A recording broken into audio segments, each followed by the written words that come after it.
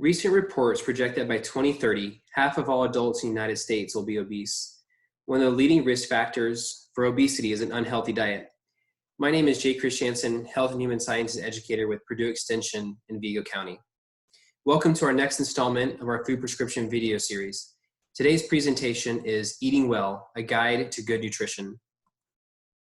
Before we get going in our presentation, I want you to take a moment to think about these three questions. What are some reasons you would choose to follow a healthy eating pattern? What does it mean to eat healthy?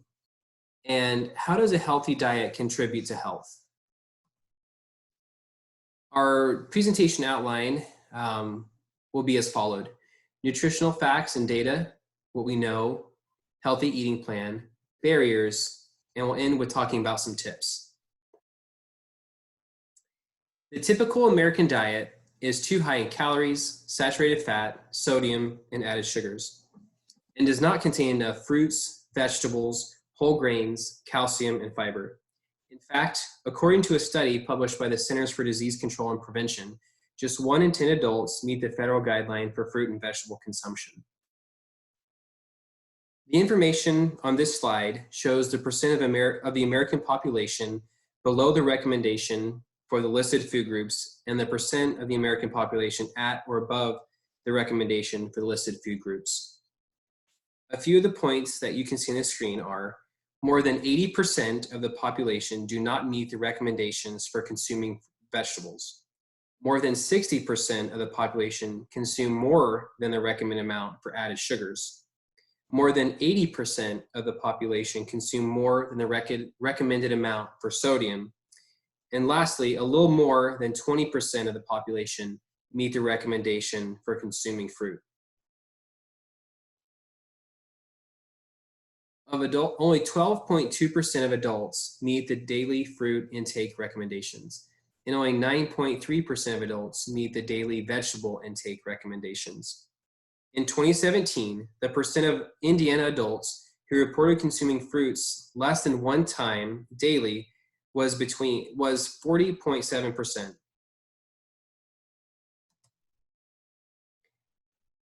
$117 million US adults have one or more chronic disease, many of which are related to poor quality eating patterns. 7 out of the top 10 leading causes of death in the United States are from chronic diseases. 1 in 3 adult Hoosiers are obese. Indiana ranks 40th worst in the United States for obesity. The obesity epidemic puts us at risk to develop chronic diseases such as heart disease, certain types of cancer, stroke, hypertension, and type 2 diabetes. Today in the United States, chronic diseases account for 70% of deaths, limiting the activities of tens of millions more Americans. And a lifetime of healthy eating helps prevent chronic diseases like obesity, heart disease, high blood pressure, and type 2 diabetes. An unhealthy diet contributes to 678,000 deaths each year in the United States due to nutrition, obesity, and related diseases such as heart disease, cancer, and type 2 diabetes. Poor diet quality is a leading risk factor associated with death and disability in the United States. Eating a diet rich in fruits and vegetables as part of an overall healthy diet can help protect against a number of serious and costly chronic diseases, such as heart disease, type 2 diabetes, some cancers, and obesity. Fruit and vegetables also provide important vitamins and minerals that help the human body work as it should and fight off illnesses and disease. Obesity is one of the biggest drivers of healthcare costs in the United States. Currently, estimates for these costs range from $147 billion to nearly $210 billion each year. In Indiana, obesity costs Hoosiers $11.9 billion. So, as our weight increases, so does our medical claims and healthcare costs. So what exactly is a healthy eating pattern? A healthy eating pattern includes focusing on variety, nutrient density, and amount, focus on vegetables, fruits, grains, fat-free or low-fat dairy products, protein, including lean meats, chicken, eggs, beans, nuts, and healthy oils, limiting calories from added sugars and saturated fats, and reducing sodium intake, and shifting to healthier food and beverage choices. Some may think that this is included in a healthy eating pattern, but it doesn't. There are so many different eating patterns out there that it can be confusing to know which one we should follow. In fact, 8 in 10 Americans think advice about what to eat is conflicting or confusing. So let's take a look at exactly what a healthy eating pattern looks like. First, a focus on fruits. Fruits are a tasty way to add some nutrition to our snacks and meals. Choose from a variety of color, 2 cups per day. Fruit also has fiber, which provides our body with several health benefits, like helping us feel full, lowering cholesterol, and helping to keep us regular.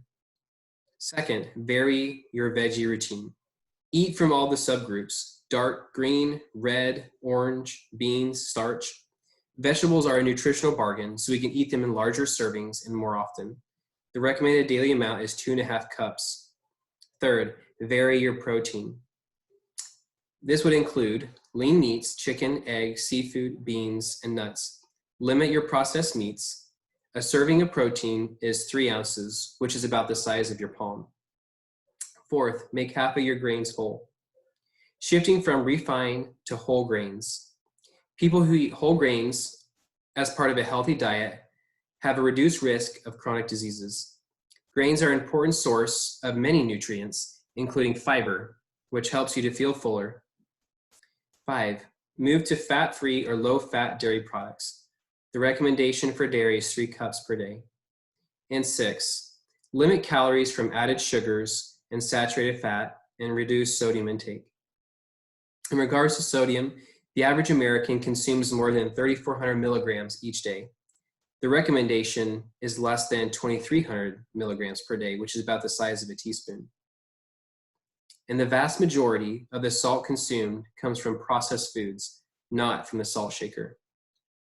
In regards to fat, limit calories from this to 10% of your total calories. Diets high in saturated and trans fats are associated with heart disease. And lastly, added sugars. Sugar added to food and beverages are added to our food and beverages during the process stage. The recommendation for added sugars is 9 teaspoons for men and 6 teaspoons for women. Additionally, calorie balance is a key to weight management. Calorie balance means that the calories we consume from foods and drinks should equal the calories we burn through our normal daily functions and through physical activity. A couple things that we can remember is we can enjoy the food we eat, but eat less. And 2, avoid oversized portions. Food portions have changed a lot over the years. The size and amount of calories in food has grown much larger. Larger portions does add up.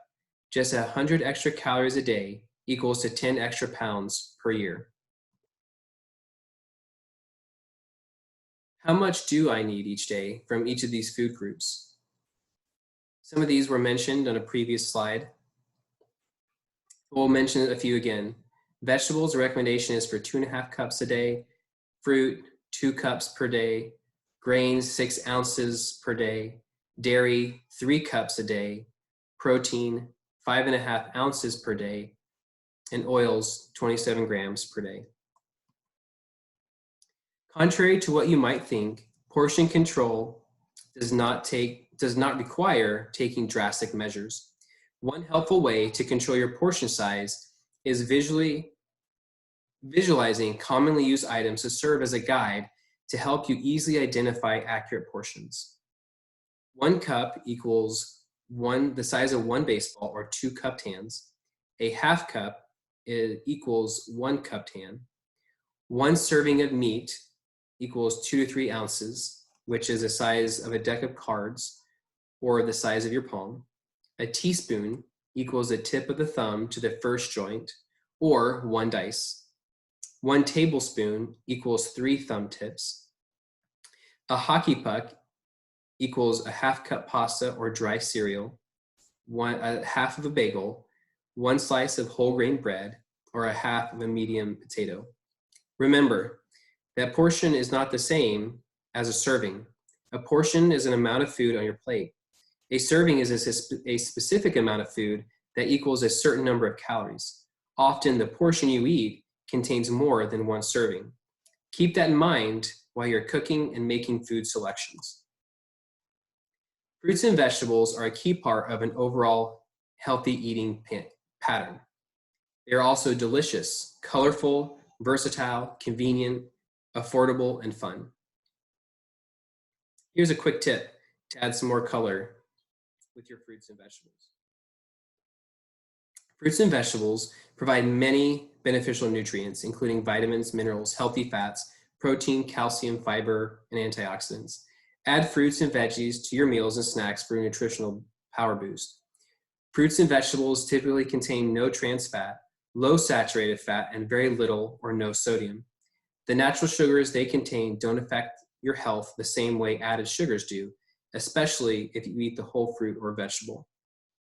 Fruits and vegetables tend to be low in calories, so they can help you to manage your weight while still filling you up, thanks to the fiber and water they contain. Replacing high-calorie foods with fruits and vegetables is an easy first step to a healthier eating plan. And last, a healthy eating plan rich in fruits and vegetables can help lower your risk of many serious and chronic health conditions, including heart disease, stroke, obesity, high blood pressure, high blood cholesterol, diabetes, kidney disease, osteoporosis, and some types of cancer. They're also essential to many daily functions of a healthy body. If you are already eating plenty of fruits and vegetables every day, you may be ready for the next step, which is to include more color. All fruits and vegetables contain vitamins, minerals, and other nutrients that may help prevent chronic diseases. If you're looking for more ways to sneak in fruits and vegetables into your meals, here are a few tips that you can follow. For breakfast, add fruit to your cereal. For lunch, put vegetables on your sandwich. For dinner, add a side of steamed veggies. And for snack, keep raw veggies on hand or have any type of fresh fruit. So here's a challenge. Over the course of the next week, keep track and see how many fruits and veggies you're eating. If you're not meeting the daily recommended amount, try to improve and challenge your family also to a weekly competition. Remember, the recommended vegetable consumption is 2.5 cups. For fruit, it's 2 cups. Now, along the way, there will be roadblocks as you continue on your journey towards healthier eating. Have you encountered these? How have you addressed them? What are some helpful ways to break down these barriers? And so we'll take a look at a few. The first is old habits. Notice when you feel full to stop eating. Try smaller plates, bowls, or cups. At tempting places like parties, don't stand next to the food. Bring food with you if you know that food available will not fit into your healthy eating plan. Third, it may take a longer time to make healthier food. To help, make menus and grocery lists for the week to have supplies on hand. Cook extra food on the weekend and freeze it. The next barrier is cost. Take advantage of sales on healthy foods or plant a vegetable garden. Next is taste. Try to incorporate a new recipe with a fruit or vegetable every few days. And last, family pressures. Share what you've learned with your family and ask for their support. Here are some other additional tips. Reading the food label is very important. Some things to consider when we're reading the food label is, first, to look at the serving size. Second, consider the amount of calories within your food. Third, limit certain nutrients that are listed on the food label. 4, get enough of the nutrients listed in red. 5, look to see the % daily value. And 6, there's footnotes with daily values for that particular food item. The U.S. Food and Drug Administration has updated the nutrition facts label. What differences do you see between the original and the new nutrition facts label? Let's go through a few things. The serving size has been updated to be more realistic to reflect what people actually eat and drink. The number of calories is also in a larger, bolder font. Calories from fat has been removed. Since research shows the type of fat a person consumes is more important than the amount. Added sugars in grams and as percent daily value is now required on the label. Grams are required for single ingredients, such as sugars. The list of nutrients has been updated. Vitamin D and potassium are now required on the label because Americans don't always get the recommended amount. Vitamin A and C are no longer required. The actual amount, in addition to their percent daily value, must also be listed for vitamin D, calcium, iron, and potassium. And lastly, the daily values for nutrients have been updated based on new scientific evidence. The footnote at the bottom of the label has also been changed to better explain the meaning of percent daily values. So other things that are new. The serving per container, the total number of servings in the entire food package or container. The serving size, which is the amount of food that most people typically eat at a time. The calories per serving is based off of 2,000 calories per day. Remember, calorie needs are different for everybody. To achieve or maintain a healthy weight, balance the number of calories you eat and drink with the number of calories your body uses. As a review, the new label includes new features such as serving size in a bolder font, updated serving sizes, calories in larger font, updated daily values, added sugars, and changes in required nutrients with actual amounts. And here you can see some of those things appear on the screen that we just talked about.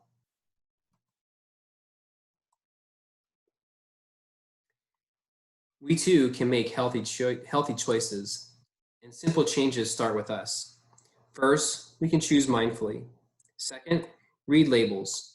Compare nutrition information on package labels and select products with the lowest amount of sodium, added sugars, saturated fats, and trans fats. 3, we can watch our calories. If you want to lose or maintain your weight, take in fewer calories or burn more during exercises.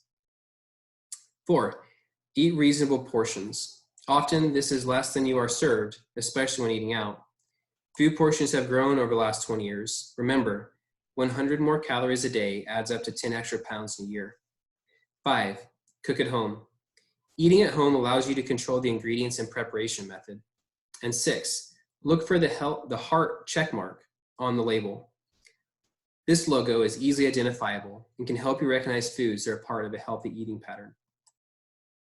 Remember, everything you eat matters. Start with small changes to make healthier choices. Small shifts in food choices over the course of a day, week, or even a meal can have a big difference in working towards healthy eating patterns that work for you. Now it's time for change. SMART is an acronym that you can use to help create goals. To reach your goals, make sure they are specific, measurable, obtainable, relevant, and time-bound. And we'll take a moment to talk about each of these. First, specific. Our goals need to be clear. What do you want to accomplish? Who do you need to involve? And what resources do you need? Next, our goal needs to be measurable. It needs to be measurable so that we can tell if we've made progress towards or away from our goal. Third, our goal needs to be obtainable or achievable. Your goal should stretch your abilities, but you do not want it to be too difficult so that you are unable to achieve your goal. Fourth, our goal needs to be relevant or realistic. Why is this goal important to you? Does this goal matter to you? Are you able to achieve it given your current situation and resources? And 5, our goal needs to be time-bound or time-based. Our goals need to have a target date or an end date to work towards. Now that we've learned how to set goals using the SMART technique, you can begin to create your own nutritional goals. But remember, our goals need to be specific, measurable, obtainable, relevant, and time-bound. A few examples that we might include or use as a nutritional goal are, I will eat 3 servings of vegetables on at least 5 days during the next week. I will eat whole wheat bread instead of white bread for sandwiches at lunchtime over the next 2 weeks. And last, if you usually use whole milk, our goal would be I will buy 2% milk for 1 month, then I will move to 1% milk for a month. A lifetime of healthy eating helps to prevent chronic diseases like obesity, heart disease, high blood pressure, and type 2 diabetes. For more information about Purdue Extension and the programs and events we offer in our community, visit our website at extension.purdue.edu/Vigo or visit our Facebook page at Purdue Extension, Vigo County.